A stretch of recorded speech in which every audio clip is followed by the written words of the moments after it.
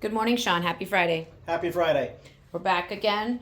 I've got another question for you. Today, I'm hoping that we can talk about ACLs. What are they?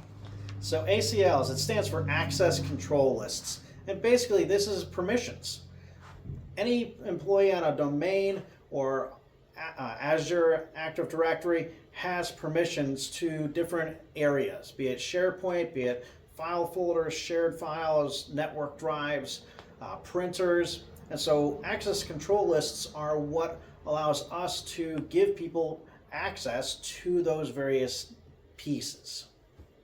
Okay, great. So, I have an example. We were speaking with a client that previously had an employee that left and was a remote employee. They had their laptop still, they couldn't get it back. They were a bit of a disgruntled employee. In this situation, how would that have helped? So with access control lists, what we have the ability of doing is not just disabling the account, but actually cutting off the access to those different files or shares, printers, etc., so that the ex-employee no longer has access to those areas.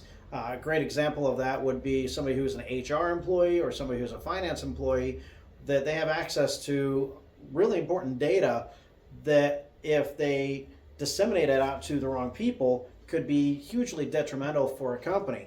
But the same thing can happen with R&D or many other departments where you don't want information getting out to the public, and when you've got somebody that has no qualms about accessing that information and sending it out to people who don't need to have it and creating disruptions and problems within your company, you want to be able to use those access control lists to remove permission to those valuable resources and keep them from being able to have that access later on after they're not supposed to.